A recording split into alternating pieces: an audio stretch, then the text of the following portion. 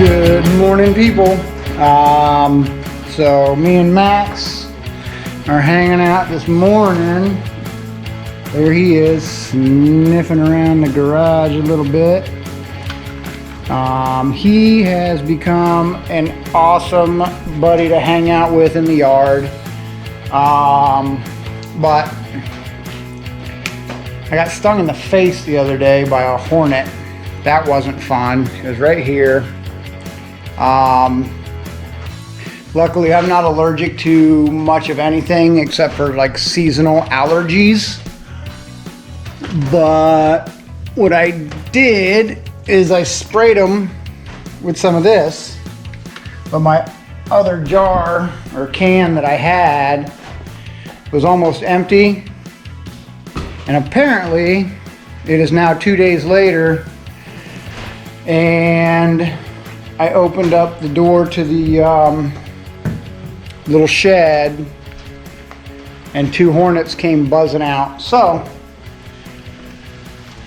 I'm gonna go over here and get that taken care of with this can. I'm gonna soak it like I was supposed to, like I should have done the first time, and really soak it good.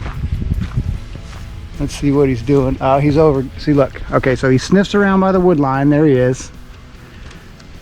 He heard me and he started looking this way. Let's see. Max, come. No, he's not going to listen. He's been doing good. Oh, there he is. All right. Good boy. Were you eating the cat food? Were you eating the cat food? You're not supposed to eat the cat food. Oh, I forgot that was out. That's why he didn't come right away when I called him. He likes the cat's food, and we put it out here in the back for Miss Kitty and Al. And he was probably over here. Either he started eating at it or he was eating it when I called him, and that's why it took him a second. You can't have the cat food. That's not for you. Yeah, exactly. You trying to sneak out the cat food? No, you can't have it. No, you can't have that.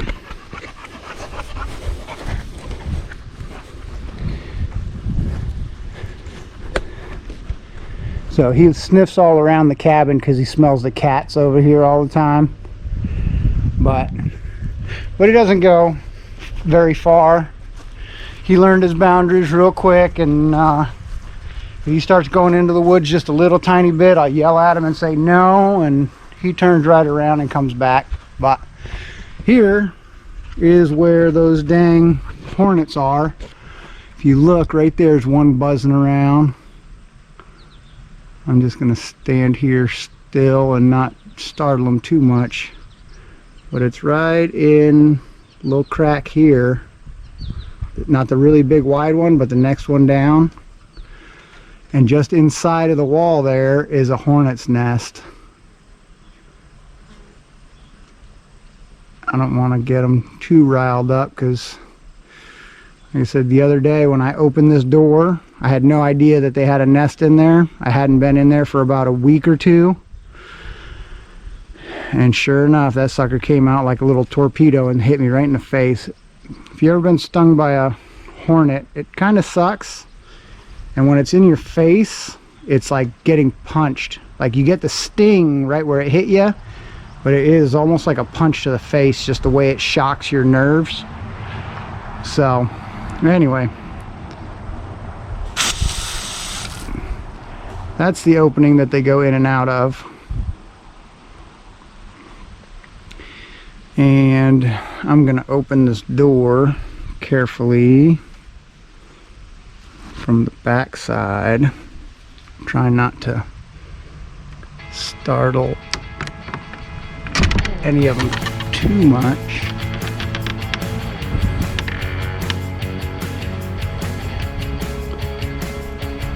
And there's still one up high there circling and buzzing, and not too sure if he's going to go in or come out or what.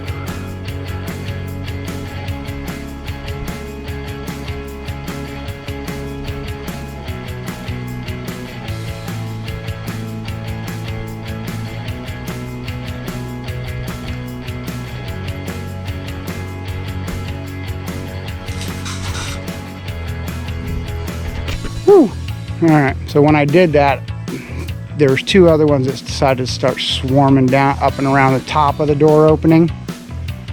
But, uh-oh, we lost Max too. Max, come!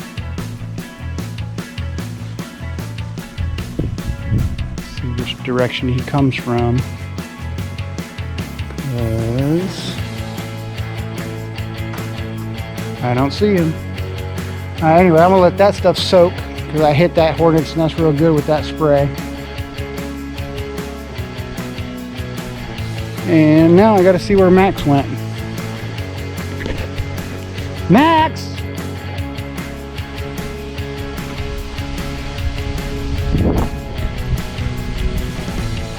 A lot of times he'll just go right in the garage if I'm not actually engaging with him.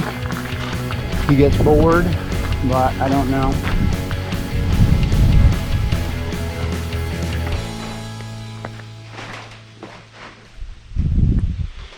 No, not that time, unless Mom let him in the house.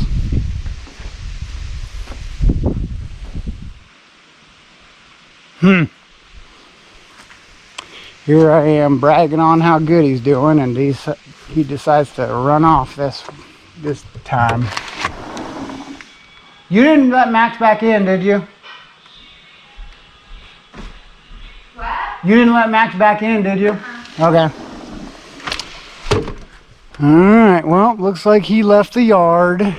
He's done it before and got himself in trouble. Which means when he comes back this time, he's going in his crate and he's going to stay there the rest of the day. He's going to be grounded. Only other place he might be that he wouldn't be in trouble for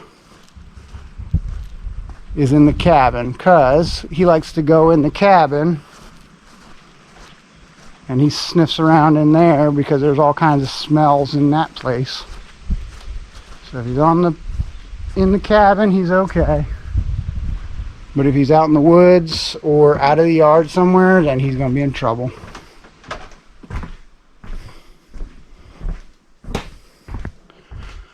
Yeah. Because he is not in the cabin. So that means he's officially going to be in timeout now, because he is in some place he's not supposed to be.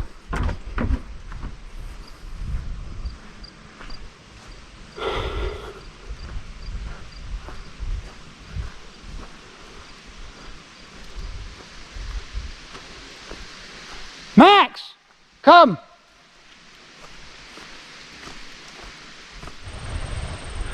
Get over here. You are not supposed to be over there. You know that. That was not okay. Not okay.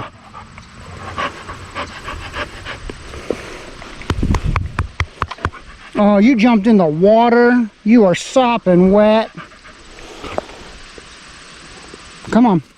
Hey. No, don't chase that bird. Get over here. Come on.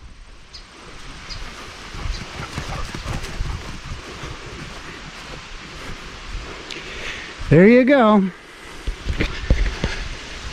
So he went over and jumped in the brook and wasn't listening when I called him.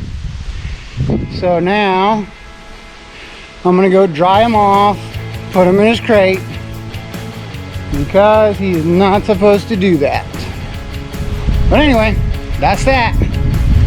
I got some other work to do too, and I gotta finish Mrs. Howell's brakes.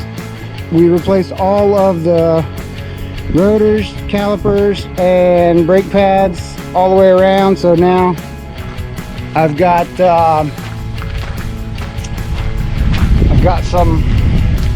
couple big things of brake fluid right here, and a little vacuum pump deal, so I can bleed the brakes and put new fluid all the way throughout. So that's what I'm going to do. And Mrs. Howell is inside making some relish. It's zucchini relish. It's a sweet relish that is delicious. Our neighbors gave us a bunch of zucchini that they had. Matter of fact, there you go, a bunch of it right there. We grew some but we got most of it from them, and they gave us this recipe. We had some last year that they made. Amazing. So this is the second batch that Mrs. Howell is making. So good.